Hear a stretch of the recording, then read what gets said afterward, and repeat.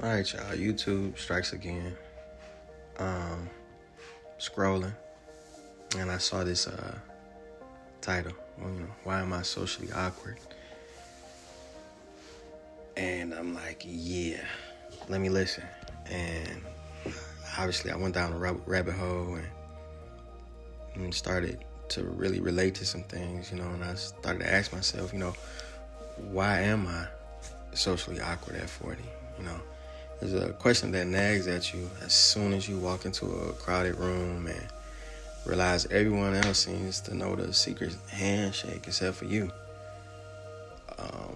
But I started thinking, what if there's more to this awkwardness than just nerves, Imagine walking into that room full of people and feeling two opposing urges at the same time, an intense desire to slip out and head home, and an equally strong urge to push yourself to stay and finally find some new friends.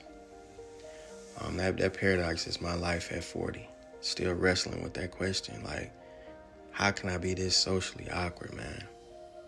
Because it's not just anxiety, where you're avoiding gatherings altogether. It's being present, wanting to speak, but feeling unsure if my voice or gestures or facial expressions are hitting all the wrong cues. Social anxiety often forces you to dodge events. You skipping group invitations, stuff you wouldn't normally do if you felt more comfortable. Social awkwardness, on the other hand, it feels like you're in the game, but can't tell if you're playing by the right rules. I walk into a gathering, determined to connect with people, only to replay every word in my head. Did I talk too loud, or did I come off, uninterested? It's not that I don't care. In fact, I care too much about what others think. And yet there's another side of me that truly doesn't care at all. It's a contradiction, but it makes the whole experience even more confusing for me. And then, even after so many years, I'm still torn. There's a part of me that wants to run for the door, at the slightest hint of a forced conversation. And I hate that. And then there's another part that insists I need this community, reminding me I should try to be more social, try to talk more and build a strong circle. But it's hard because, how you go about overcoming your fears. So I'm finding all these videos, and then I find out there's another side that mutters, nope, I'd rather be at home chilling, So it's a constant battle for me. And these three voices, and each time I show up somewhere, they all show up there with me. It's tough. And I'm just trying to, take this journey to go along. An example, I recently just ran into somebody, an old friend, at the grocery store. And I hadn't spoke to him in forever. And he just casually brought up a mutual friend who recently been accused, and I do say accused, not convicted or nothing, but he accused of something that was real shady, right? And my mind just instantly jumped to the worst conclusions. Why are you asking me this? You think I'm involved in it or something, And, my heart started pounding and palms started getting sweaty and just doing the most, man. Really doing the most about something he just was talking randomly about. So, he's making small talk, but the whole time I'm thinking I'm involved or, got something to do with it. I changed the subject so quick, man. Yeah, they got them what's names on sale. I remember you used to like them, and it was just crazy. And it gave me this awkward little look, and I'm just yeah, you kind of, all right, I don't know what's going on right now, but let me get out of this situation. And I forget what we was talking about after that, but it just broke the conversation down where I could have had a real connection, embrace somebody in my past that, I was cool with, and it just made it crazy because it felt like a personal attack, and he really was just, making small talk, and I just went through another moment of like overthinking, and that's just simply what I go through on an everyday situation. And I don't know, it's just a horrible feeling. Then I get into the line, right? Put my stuff on the conveyor belt, and I was behind a woman, she was chatting with the cashier about the latest, say, baby oil scandal. And without really thinking it through, I just jumped into the conversation with my own 2 cents. It seemed harmless at first, but the second they turned to me, I felt that familiar wave of like self-consciousness hit.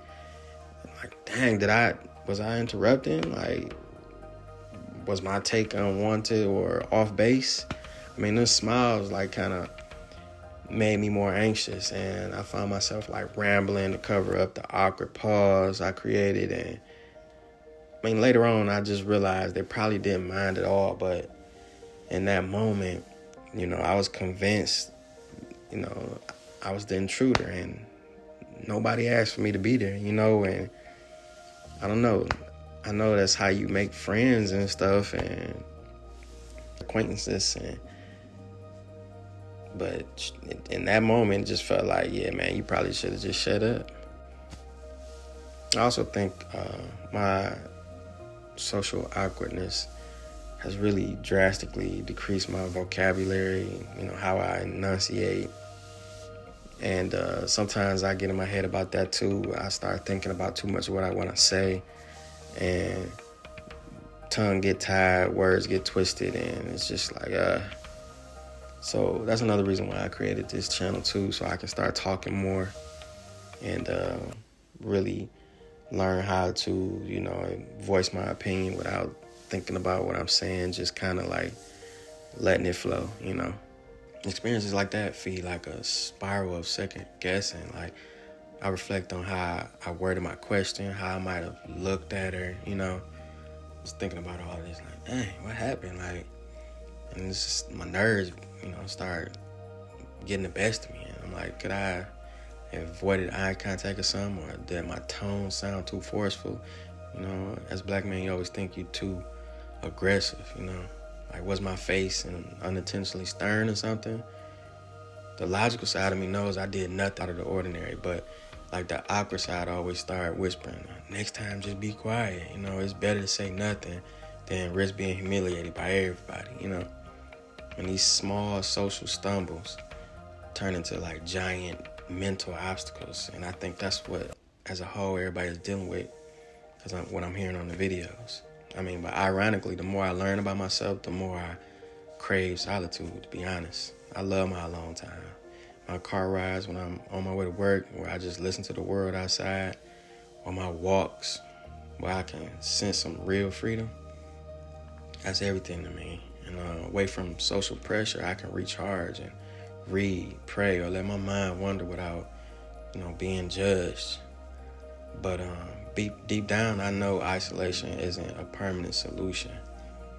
Eventually, we all need like some type of community, and if only to share experiences, find some support or a genuine companionship, man. It's like we need it. And everybody says social media was supposed to bring us closer together, but I think it made us go further apart. The real conflict arises when I try to engage in like typical small talk. I mean, which I hate, but asking the same friendly question everyone else does, just so I blend in and don't seem awkward. That kind of superficial chatter, like, it feels unnatural to me. Almost like faking a smile when you're not in the mood to be messing with nobody, I much rather discuss stuff that's like real life struggles, exchanging honest thoughts or dive deeper into subjects that we talking about.